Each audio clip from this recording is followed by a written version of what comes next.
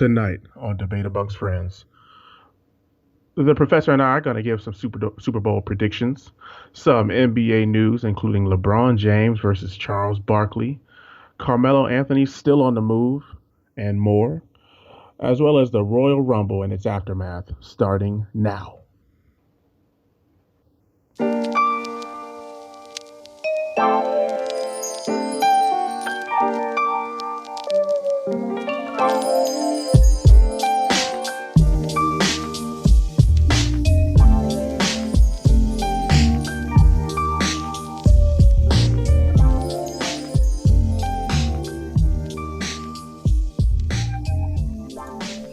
Ladies and gentlemen of the internet, welcome to another edition of Debates Among Friends, live on Mixlr, and also live on Facebook.com as well too. We are live. I am the Professor John Gotti, and always by my side is the Doctor, and this is the 37th edition of the Sports Podcast. How you doing tonight, Doctor?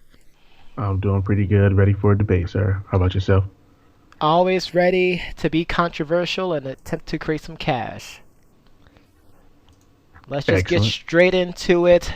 We have the biggest football game of 2017. Well, I mean, it's the only one really for the NFL, but, you know, I mean, that's without saying. Anywho, the Super Bowl is coming up this Sunday, and we have our predictions coming in. The doctor promised you that he was going to say something that's going to knock your socks off with who he chose and why. We're going to give ourselves a little bit more details about the X factors, what players will be the most important towards the conclusion of this game. So let's just jump straight into this, Doctor.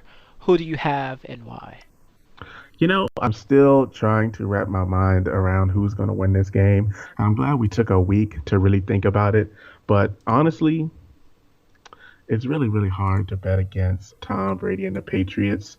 Oh my goodness, this is such a hard one. And I told myself I wasn't going to cry. There's no crying in Debates Among Friends. Absolutely not. So if I'm going to pick a team, and I'm going to pick a team right now, I'm going to go with the New England Patriots. I don't think it's going to be a blowout as everybody else thinks it's going to be. I think it's going to be pretty nip tuck. You know, I don't think that Matt Ryan's going to go out easily. I really, really do want to pick the Falcons. I really, really do.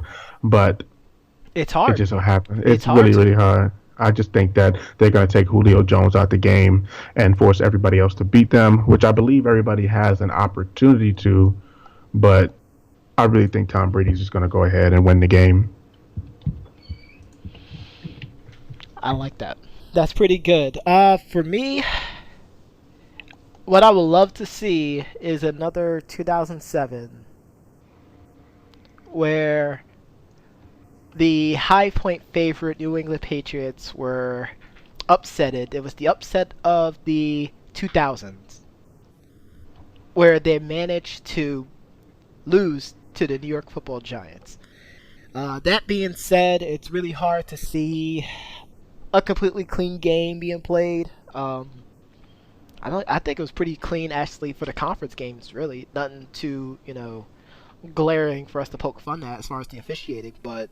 Right. Commissioner Goodell's going to be there, so a lot of drama with that, and he's going to most likely keep an eye on everything. I mean, as far as he can from his skybox, at least. I mean, living the lavish lifestyle. Anywho, just like you said, I mean, Tom Brady's going to be Tom. The Patriots going to be the Patriots. Bill Belichick, has a scheme in hand already to will the team towards victory. But that being said, my pick is not the Patriots. As much as I feel like somehow they're going to win it with a field goal at the end, I want Matty Ice to get his first champion. So I'm also going to pick the Falcons and that Matador defense that they've been playing so far in these playoffs, the way that they was able to shut down Aaron Rodgers basically for 3 quarters, to be honest with you. And I'm looking forward to seeing how they can do that against a really stout New England Patriots O-line. And, let's see what the Patriots' top 10 ranked defense, despite the fact that people keep saying that they're not top 10, see how their defense, deal with this kind of adversity. So I think it's going to be a heck of a game. But I see the Falcons winning it 27-24. Dreams and reality are two different things.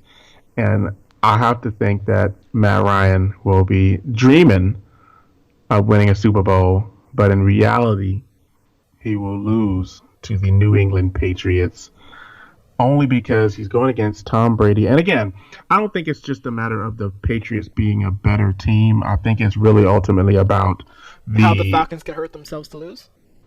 Yeah, it's nothing to do with the Falcons. I just think the Patriots' offensive scheme and their defense, I just think the schemes are just too good. It's like there's no one player you're taking out of the game for the Patriots and expecting to win the game.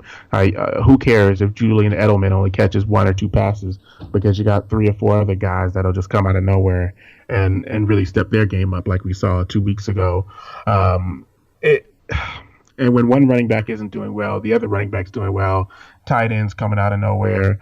I just feel like Bill Belichick sits around in his laboratory coming up with these crazy things, these crazy schemes, which most of them are pretty quick. They're pretty quick, but they're effective and they work. Tom Brady looks like he's just basically throwing snowballs from the Empire State Building, and they're coming so fast, and it's really ridiculous when you really think about it.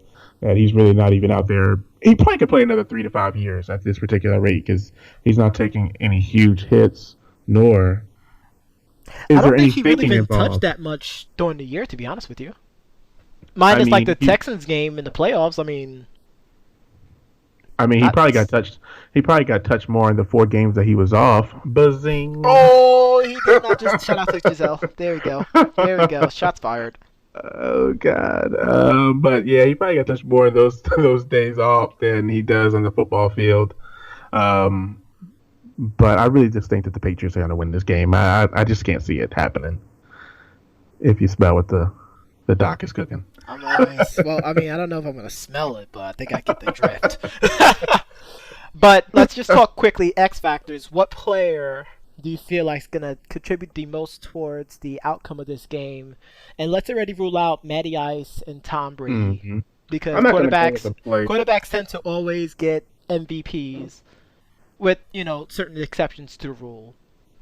I'm not going to go with a player. I'm going to go with players. And, being a lineman myself, I'm always going to say it's really up to the offensive lines. Not so much of the Patriots. I'm really looking at that Atlanta Falcons offensive line because they did get banged up a little bit. Alex Mack, I know, took a little bit of a beating at the center. And hopefully he is healthy enough to go against a pretty stout New England Patriots defensive line. Absolutely. So that's what I'm looking. I'm looking at both offensive lines. Obviously, we want to see if the Patriots offensive line has rebounded from their beating they took last year's Super Bowl.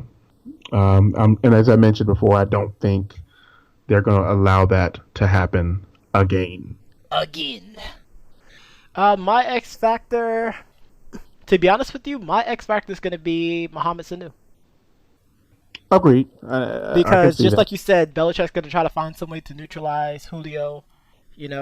At that point, Mohamed Sanu needs to step it up. I believe Jacob Tammy's also on the Falcons too. You might need to correct me if I'm wrong. Correct. That's correct. But the other receivers, and the other young receiver as well too. I forgot his name. I think his last name is Gabriel, something like that. Yep, Taylor Gabriel. Yeah. So the supporting cast on the receiving core is my X factor towards the game. If Julio gets neutralized and he's get doubled because Malcolm Butler is probably going to be defending him. Absolutely. I want to see what the other receivers can do. I want to see if they can manage to support this high octane offense that they've been throughout the whole year, minus the couple of laughable stuff, especially against your Buccaneers. But that's besides the point. Wow. See what you went there with that. Oh, ouch. But I think we saw a little bit of that against the Packers. Where, Mohamed Sanu really, really kind of tore them up in the beginning. And then later on, I think there was a spat between coaches and Julio Jones where he was basically doing his best rendition of Keyshawn Johnson, give me the damn ball. Give me the damn ball. Shout out to Keyshawn Johnson. Yeah, Fan of the show. He was doing his best impression of if you want to win, let Booby spin. I mean, however you want to slice it. You want to win, put Booby in. You want to win, let Booby spin. I mean, it just doesn't even matter. I mean, all I could think of is you don't put Baby in the corner, but I mean, I don't know if that's Hey, relevant in this conversation. I don't even think that would be a relevant term, and I think you just got a technical foul for the show. Oh boy, here we go. Technical fouls already happening. Oh my god.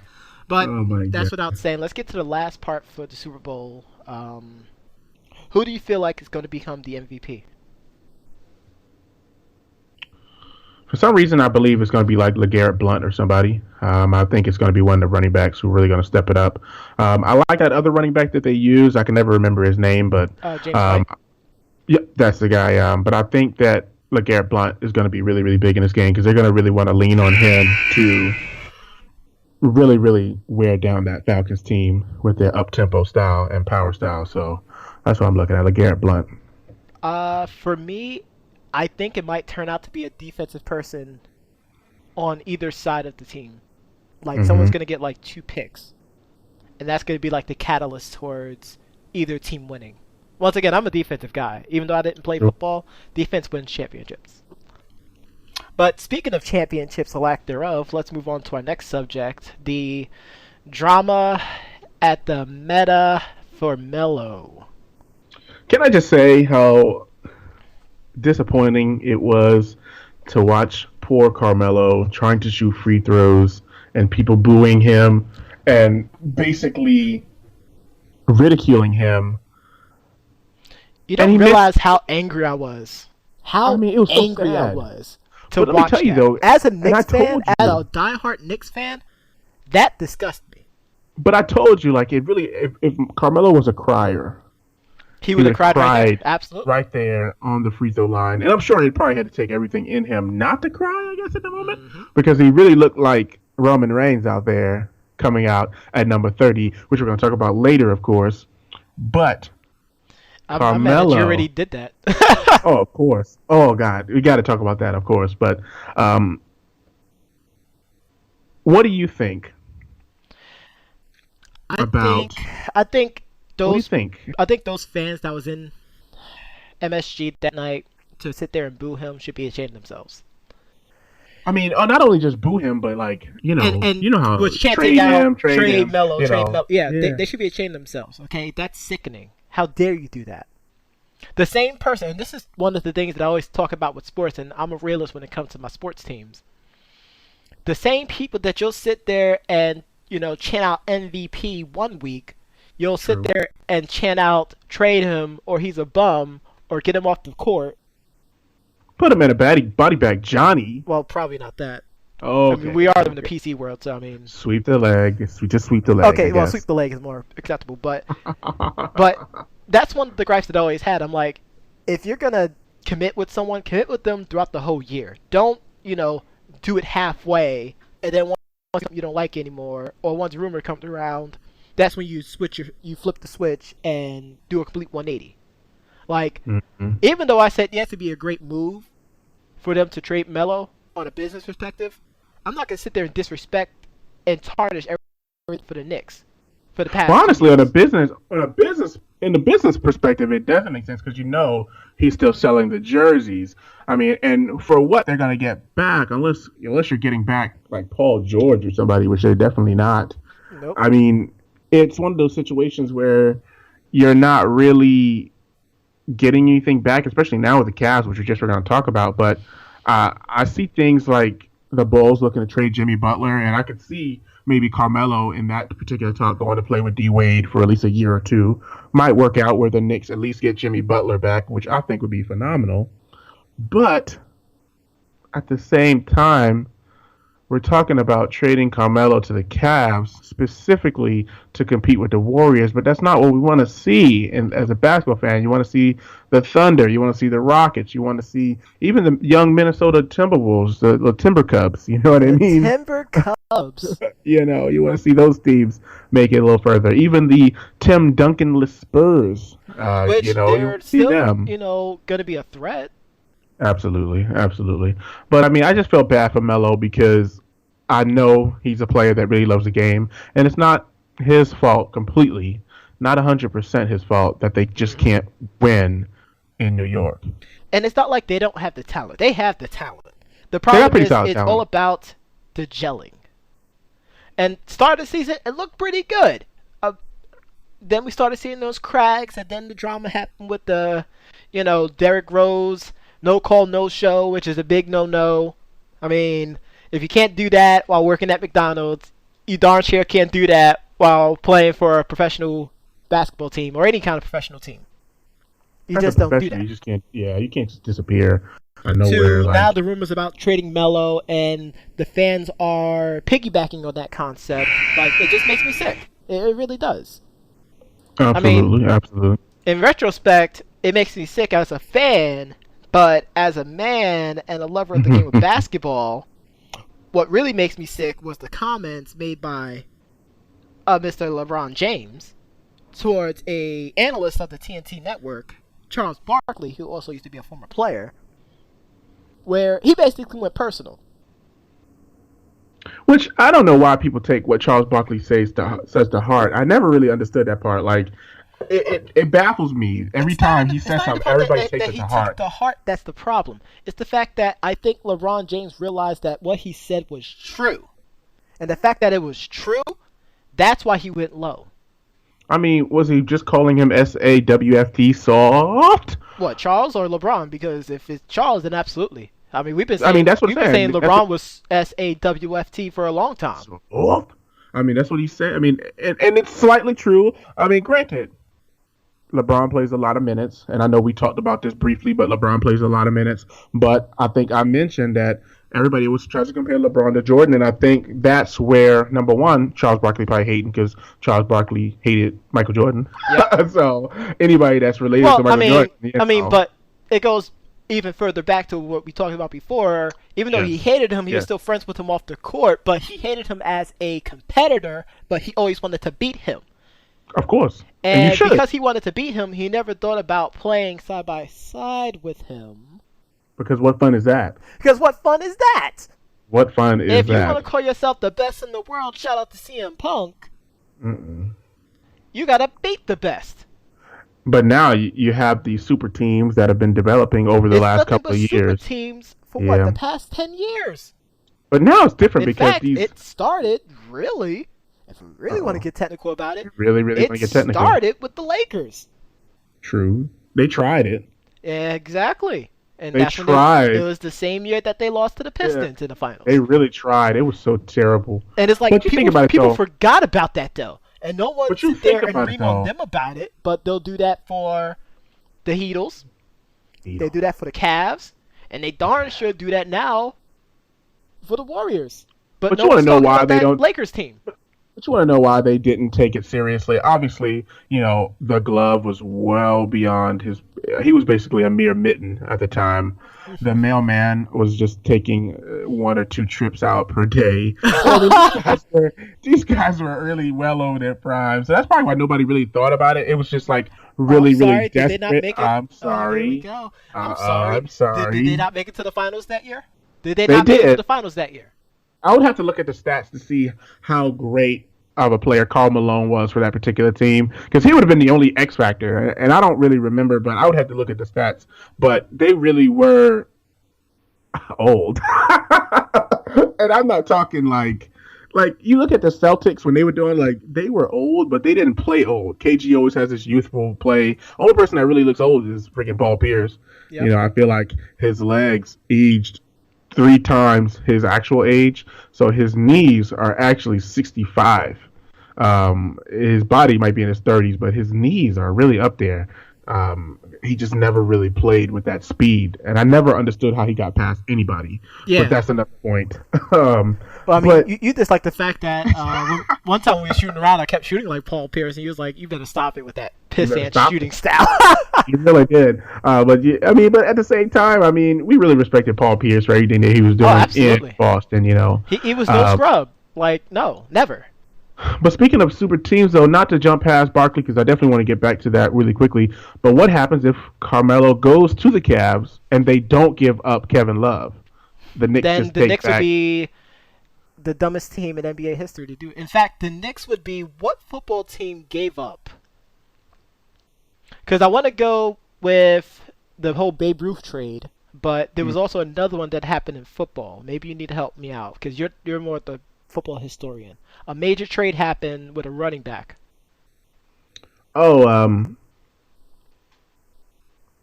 the first name that popped in mind was Edgerrin James, but I don't think that was it. It was it Ricky Williams? I don't think it's Ricky. It's okay though. It'll probably come back to my head, but it was a major trade with a running back, and they traded him to another team. I think it dealt with the Cowboys actually.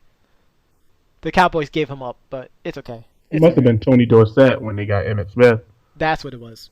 Yeah, it must have been Tony Dorsett then. But it's just one of those things where it's like you're not getting anything back but cash. Because that's really it.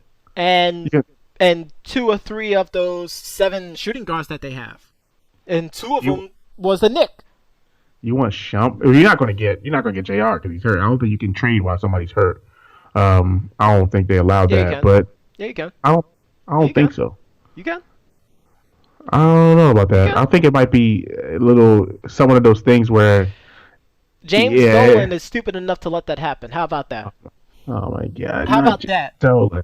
How about that? But I mean, going back to stupid, I guess. So my thing is, because I mean, at first I was like, all right, what in the world? Why are we talking about Charles Barkley versus LeBron? And then I heard the comments, and I was like, all right. So again, why do you think people take Charles Barkley's comments so seriously? Because there's a lot of truth in it. But I mean, when he said you're the defending champion, I don't understand why you're sitting there whining. True. About needing more players. And I got into a really interesting conversation on Facebook about it, Which I jumped in. They was talking about them needing another playmaker, point guard. But they were talking about losing Delly. But I'm like, but I lost Dellavedova. I act like Dellavedova was like Gordon Dragic or something like that. He had some great games, but... What? He had some pretty good games. What? Dellavedova? What? You're not saying I'm sorry, so this is good. I'm about to explain that. Explain that. So Dellavedova, and when I say great game, I'm not talking about offensively. I'm really talking about defensively, where a lot of his key stops. That's what I'm looking to listen to. Yeah, a lot of his key stops came in the final. That's really why they won some of those games this year, and really why they didn't get swept the year before. Because Dellavedova stepped up in some of those games, and that's really what keeps them in it. The play from their bench is really what keeps them in the game. So what you're telling me is that they should sit there and they should have paid the money to Delly then? Because, absolutely not. They have a pretty good young point guard that's no scrub.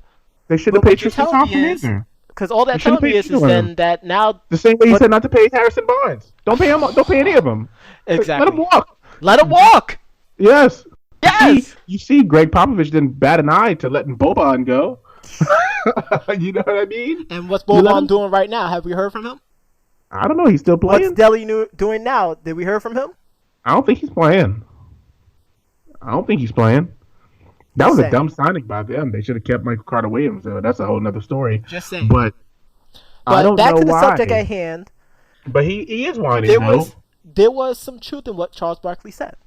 Mm-hmm. And people often laugh at him and brush off what he said because the way that he, his pronunciation and the way that he says certain phrases, make it sound like that he doesn't know what he's talking about, but he knows what he's talking about. Yeah, sometimes Charles can be on point. I mean, I think his consistent banter with Shaq usually is what really causes it to be. Which why I talked about always going low, and Shaq does that on a weekly basis, and I'm like, yeah, you are better than Chuck, but why do you have to continually remind everyone that you're better than Chuck? Like, is your ego that low? Because I mean, Kenny was no slouch either. You know what I mean?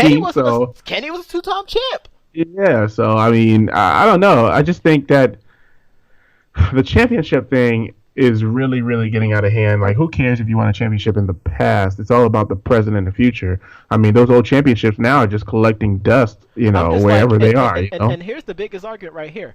LeBron's talking about the competition. I'm like, where's the competition at?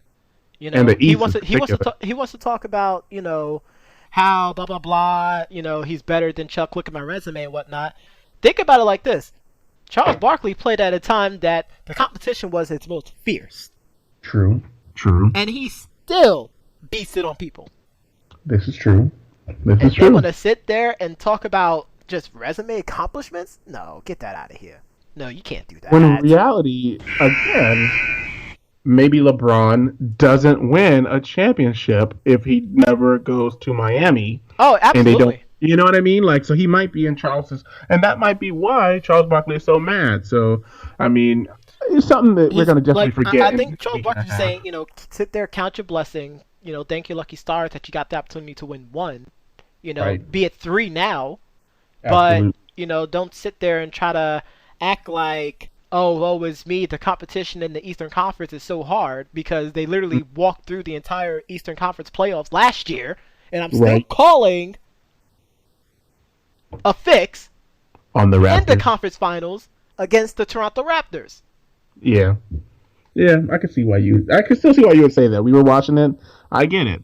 I didn't think it was going to happen. I thought it was going to be a clean sweep. Professor got reads. That's all I'm saying. Hey. But let's move on to something else that's 60 minutes. That's a great segue. Let's talk about something that just happened this past Sunday. Oh, not this past Sunday. WWE 30th anniversary of the Royal Rumble, one of the Big Four, the first Big Four event of 2017. We had a few good matches. We had some that was more of a eyebrow raiser, and we had a very controversial entrant in the Royal Rumble. So where do you want to start? Let's start with the interesting matches, because I think that last part is just so ridiculous. God. Match of the night, hands down, was Cena versus AJ. Absolutely. I really got to give it up to them, too. Their little exchange of submission holds was really, really entertaining. It was. It was something I haven't seen in WWE before. Yes, and the one thing that I really enjoyed was the end, the AA, which is probably one of the weakest moves really ever done. But him Weaker rolling... than the Styles Clash? You said it. I said one of the weakest. One of the weakest. So it's on the same par as the Styles Clash then? Your favorite? I would say the AA is a little better, only because of that whole setup thing, and I hate it so much. But... I really do hate it. So seriously, I want you to know that I hate it. He hates the move so much, but what he doesn't hate is our... Stella à toi. I see you my gosh! Oh my god! Anywho, but the match itself was completely dynamite. Out of 5, I would definitely give it a 4.5 out of 5. Yeah, there were some little things that there, but it's always room for improvement. But it wasn't on par with the SummerSlam match, but it still was there. But I did enjoy the AA into the little roll into the second AA. I thought that was perfect. That was too much. And he botched it. I didn't think he botched it. I thought it was all right. He rolled. It's okay. It's okay. I get it. I get it. It's okay. It was pretty sweet. I'm not the biggest John Cena fan either, because I didn't want him to be, win this title again, but it was pretty good. But I am gonna say though, my second favorite match probably would be Neville versus Mr. Swan. Yes, that was a good match too. I'm not even gonna call him by his first name anymore, because I really think he's gonna be a champ one day. They had the potential to steal the show themselves. It was a great, technically grounded, with a little bit of high aerial moveset from Swan matchup. Yeah. I think if they don't do to Swan what they did to Kofi Kingston, then I think that he'll be Yeah, that's all. He'll be at the top. The one thing I will say, the third match, obviously Bayley versus Charlotte. Mm-hmm. Can we just go, oh, yeah. Yeah, that elbow drop was on point. In fact, that was probably my favorite spot about the whole thing. It wasn't really big on the... a lot of the other moves they botched. That was probably, other than... That might actually be, other than the Royal Rumble, the weakest match of the night. And that's a shame. Yeah, I wasn't really feeling the natural selection on the apron. Yes. Yeah. Yes. You was kind of struggling. I helped you out though. It's okay. Yeah, because I was like the unprettier, the. No, prettier. That's a Christian move, man. Come on, man. natural selection on the apron was kind of weak. But I was hoping that she would have kicked out of it, hit her with a Bailey to belly, and called it a day. But No, she's still with that Mania, but that's okay though. We you know think it's that's gonna what's be gonna Mania happen. or Oh is it yeah, gonna be elimination? Oh, okay. no, it's gonna be Mania. It's She's better. gonna win the big stage. The better payoff is at Mania versus at Elimination Chamber. So Gotcha. Well, I mean, the night then we the also match, have Kevin Owens versus right, which had some anyone but great you, Roman. spots, some okay spots. Until the brass nuts came into play, a Superman punch, and he still kicked out. True. With the brass knuckles, yeah, that With was the brass pretty, knuckles, like yeah. But at that point, we're just like, really, yeah, I'm done. I really can't do this anymore. yeah. It's like that him kicking out almost made me want to throw up. But yeah, I'm about to just shut the show down right now. But even Chris, with... you're not shutting down nothing tonight. We're live, doing it live. Chris Bless, shut it down, Chris. But even with the little stunner there, which Austin did comment on, he said, if you're gonna do it the full way. Yeah, it was kind. It looked like he was going for an RKO first. Well, Cena did an RKO actually. He did. It was kind of weird. That was weird too. Now that move was definitely botched. That's only gotten us a 4.5. It was like he threw him over there. It was almost like he was going for an F5 all at the same time. Just went the wrong way. Like it was weird. But I will say that I give Roman Reigns credit for hanging in that match and making it look somewhat believable that he had some wrestling skills. I mean, there was some spots. Still kind of hard to say that. If him and Braun Strowman had a one-on-one match and he was able to carry Braun completely, I would completely agree with that statement. But he has yet to have those kind of matches where he had to sit there and carry someone. It's Kevin Owens, AJ Styles, just saying. But think about it like this. It took John Cena, Dean Ambrose, Seth Rollins. It took John Cena 16 times to win the championship to actually have a great match like this. So it took a long time. Isn't that really bad to say, though? Isn't that just terrible? Is. Like, isn't that just completely blasphemous, though, to sit there and say that it took him 16 times of winning the world title for him to have to be able to actually have a decent wrestling match? Absolutely. It's terrible, but that's the product that your boy, Vince McMahon, put on. Hey, if he was my boy, I would have slapped him up already and told him, stop it! Stop it right now! We're not buying Roman. We're not buying it. But I'm not going to lie. I mean, what culture really hit most of the Royal Rumble on point? On point. Even at number 10, pulling double duty because he fought at NXT TakeOver. He did, and a losing effort against Eric Young. But that's fine. But he came out at the number 10. And I'm not going to lie. What I was really happy about was that they actually listened to the people. That and a lot of the people that were in the ring, with the exception of Enzo Amore and like James Ellsworth, which I thought James Ellsworth was just a waste of a pick. Like, oh my god, I would have rather had Bushwhacker Luke come out there rather than James Ellsworth come out there. You really don't believe that, do you? I do. I mean, do I have to talk about the list of Gotti? I figured you would bring the list of Gotti up, but let's take some time to get to the ending here. I did like the fact that so many people stayed in the ring for a long period of time. In particular, Chris Jericho, of course, who broke the record for the amount of hours of somebody being in the ring. The amount of minutes, yeah.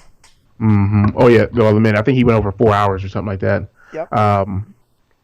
I will say that I was pretty impressed by, nobody dominating until like Braun Strowman came out. Big Cass had held his own for a while. Rusev actually came in. Too.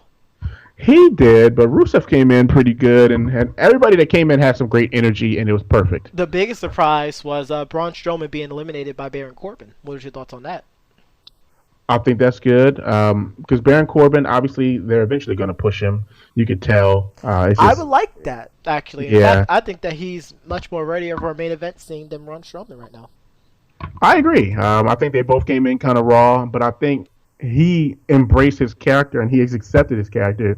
Where if you look at Braun Strowman, they had him with... You could tell that he's still doing everything from script. Right. And I mean, again, I'm so impressed with his strength. I've seen him work out with CT Fletcher, like I told you on YouTube. Hmm. But when he picked Big Show up like he was 150 pounds soaking wet, it was like, all right, that's pretty impressive. Give this guy the title. Like, he should never go down to a Superman punch, okay? No. He should even. I think a spear should look like a mosquito, and he should just kind of swat it away, like, get that out of here. Well, first of all, Because Roman has one of the weakest spears, and that's us saying that Edge had the weakest spear. Just saying. And I hated Edge's spear, but Roman does have the weakest spear. As somebody who played football, he really doesn't even have anywhere close to a form tackling stance. Like Goldberg, perfect.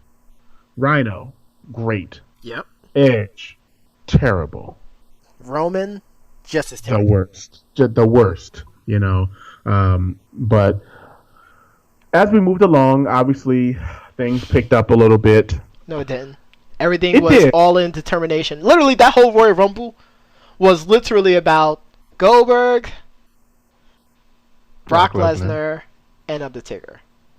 But can I tell you, number one, I was pretty shocked. Well, number one, I was pretty excited when Brock Lesnar came out because I knew he was going to come out 27. I was like, all right, Brock Lesnar's going to come out at 27, and he's going to clear house. But he didn't clean house. Nope. He did clean suplex house. some people, but he didn't clear out the whole ring. He actually did vertical, like, snap suplexes, and I was like, what the heck is he doing? He's Why is obviously he a doing fan this? of the show. But I was like, why is he doing this? Like, why is he wasting energy vertical suplexing people? It didn't make any sense. Like, he did a few. He was like, he didn't know what to do. Hey, you come here. I'm gonna snap suplex you. Oh my gosh. And then it was like Goldberg comes out, stands in the pyro. He stops suplexing people, and then Goldberg comes out, spears him, And then eliminates him. eliminates him. Terrible. And then he just has a stupid look on his face. And it's like, had they let him come back in the ring and still Which fight I Goldberg, was expecting that, but they didn't do Right. it. pull him out of the ring. So it then made beat it him made up. Brock look so weak. Right. It's stupid. It was stupid. Like in So all those purposes, Goldberg now has 3-0 against Brock. Right. So then obviously, we go 28, then 29 is the Undertaker. The lights go out, here he is standing in the middle of the ring with Goldberg now. Which was great by them because he was not going to make it down that ramp. Right. He would have been he would be walking. He would still be walking. Oh my god, they would have just turned the lights on. The Rumble would be over. Everyone would be sleeping, and he'll still be walking down the ramp.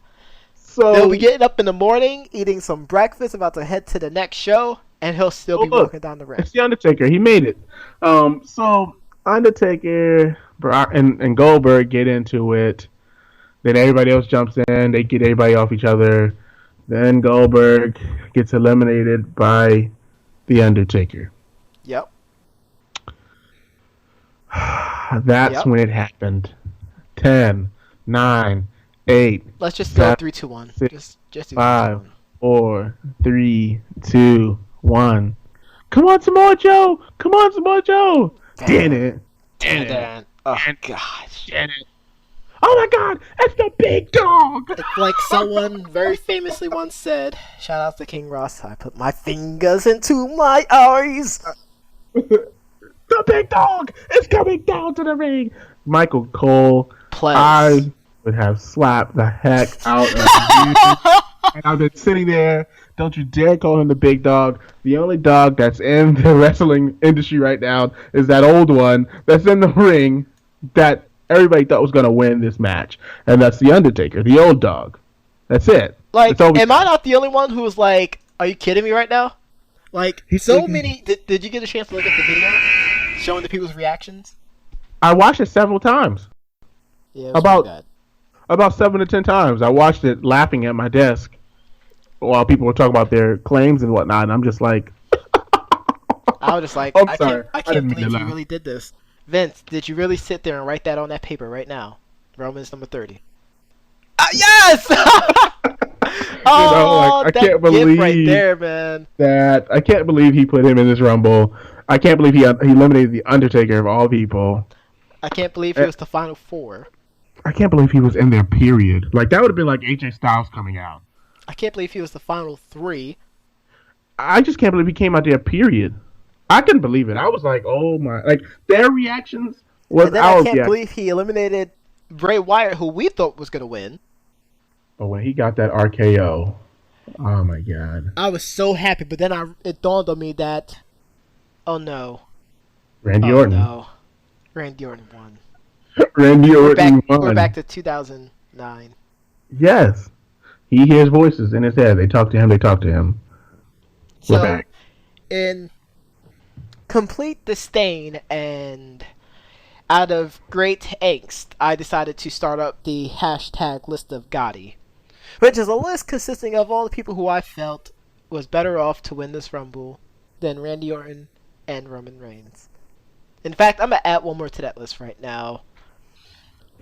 Hashtag list of Gotti. I would rather seen the Shredder from Teenage Mutant Ninja Turtles win the Royal Rumble than Randy Orton and Roman Reigns. Hashtag list of Gotti. I would rather see J5 win the Royal Rumble than Randy Orton. Not J5. Don't even go Senor October or this show is over.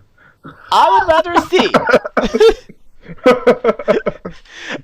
see Chris, our technical guy, win the Royal Rumble than Randy Orton and Roman. Do you see what I'm going with this? Chris, don't worry. We're not going to throw you out there. Chris. But I do. I mean, anyone but you, Roman, is the true ever. But ultimately, I gave the Royal Rumble an 8.5. I gave it a solid 7. They had some pretty good matches. The end of it definitely hurt it, though. I can't believe he came out. Like, just the fact that he did that, like, they literally just did that to us. Like, come on. Mm-hmm. They really did. And it was on purpose, too. It was really intentional. It was definitely intentional. But we still got Samoa Joe. Unfortunately, it was the next day, so whatever. But speaking of Samoa Joe, I mean, now we lose Seth Rollins. Now where do we go? I would say all the way up, but that doesn't really help. All the way up. Nothing can stop us. But we lose Seth Rollins. Going into Raw and SmackDown, nothing really, really spectacular happened outside of Samoa Joe showing up and ruining Seth Rollins' career. Now Seth Rollins may become Sami Zayn all over again, which that within itself is a haluva kick right into balls. But that's okay. That is okay. So, we are at the end of the show. I know we have some final thoughts. I guess my final thoughts on this particular show this week would be on our President of the United States, Donald Trump. Typically on Debate Amongst Friends, we do not talk about politics. We try to keep it professionally with sports. But this just so happens to be crossing over into sports now because he's banning certain countries from allowing people to come in from those countries, which is spilling over into sports. And that is just going to cause some problems. Now teams are really reaching out, trying to figure out, hey, are these players still going to get a chance to play with us? And that's pretty ridiculous. It is ridiculous. It's ridiculous on the sport front and ridiculous just altogether because, as people mentioned, it doesn't matter where you're from. Terrorism is really in the mind, not really where you're from or who you are. It's really a mindset, and I think that's something that we need to start looking internally for. But in the sports world, we're losing a lot of talented players. There will be no Ginobili. You know, like we're gonna lose a lot of players. You know, they go home, then all of a sudden they can't come back. Yep. So that's definitely something to keep an eye on. What are your final thoughts, sir? My final thoughts is WWE needs to step up their game because if they keep giving us the same old crap, it's going to turn into 2014 again, and it was probably one of the worst years for wrestling, period. Yeah, I don't think I watched in 2014. Yeah, it was pretty bad. Also, quick update for the 9th game for Evolution 2017. Ultimate Marvel vs. Capcom 3 is still leading 16,446, and a close second is Pokken Tournament with 14,171. Now, quickly tell me, what is Pokken? Pokken is a fighting game based around Pokemon. Oh my god. I didn't know that. I would have never even... I can't believe that.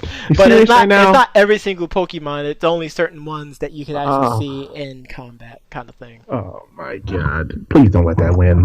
We're leaving at that time. I'm going to my room. I mean, as far as the number of donors, we have 293 to 283. I see. So, I am going to my room, which we're staying at the Mandalay this year, which is great. Absolutely. Well, we're definitely gonna be out there this year. We're gonna try to do some coverage out there. I mean, I'm looking forward to it. Doc is looking forward to it. We already got our tickets.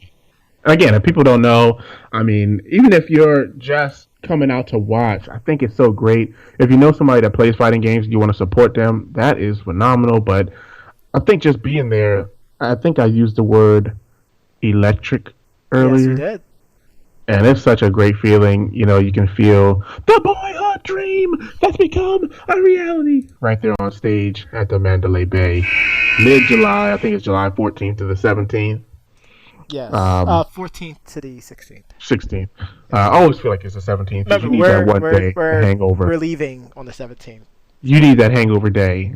You know, you just need that day to recoup from all the video game play, the beers, of course, and all of those. Hashtag still Artois.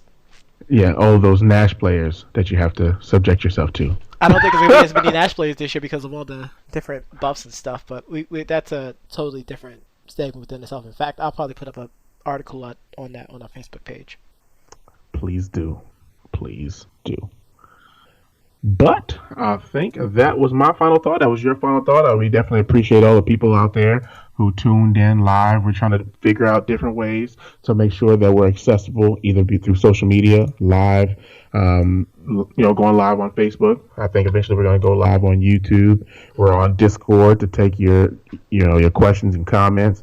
Whatever it is you want us to talk about or ask us about, you can definitely do so. All of our contact information can be found on our page, which you should like, on Twitter, Facebook, and all of our other channels at Debate Amongst Friends, at Debate Amongst Friends, at TL Double, and Ken86, the Professor John and Gotti. But we hope that you guys enjoy the content, and please give us feedback on what we can do better or what we should keep doing. We definitely appreciate it. Absolutely. Couldn't have said it better myself. In fact, I probably wouldn't have because you are the doctor. But we're going to leave you with a pretty good track. Brand new track, actually, that just came out. Actually, a few days ago on the 27th from a artist named Wordsmith. The name of the track is... I missed my sponsors. Neighborhood Hope Dealer, featuring Bizzle and Seven.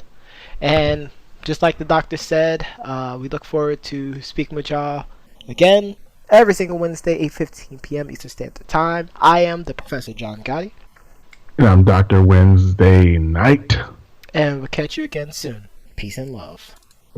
Deuces. Neighborhood Hope Dealer, helping others prosper eternally. From hood to hood, block to block. Reaching the unreachable, teaching the unteachable. We them hope dealers. Wordsmith. Sometimes I wake up in a deep sweat, stress, sleepless. Daily I'm traumatized, open eyes, feeling misery. Often prophesied since a youth carry burden of proof daily. Life is a noose, wonder if I burn up in Haiti. Life is battered, not shattered. Family ties severely into crime sincerely. Thuggish, almost careerly. Jail was different than ever. Confessing guilty to the jury. Inside I'll be feeling living, building negative fury. Street nights, we packing that heat. Life's a struggle. Daily we hustle, knocking the bundle, living humble. Benefiting, raising my seeds. I'll be babysitting, chronic tripping, plotting on getting riches that time. Shit locking low, picture this Glock that I hold. dope busting. Raw steel, willing to bust loose for nothing. Every day is vital. Got me living more homicidal. I feel I'm entitled to all the riches stated in Bible. But money, hoes stacking, bloody dope, a ritual. Poverty visual, making criminals more habitual. Lord, I be trying. I swollen from always crying. Attending these wakes, seeing the face, people dying. Wonder why we stressed out and living this way. Cause we stuck up in the ghetto, broken ducking from strays. But God saved me. Remember me, I keep it solid G. Now we helping others prosper eternally. I be on the block till they murder me, helping others prosper eternally. When it comes to this gospel, I got no chill.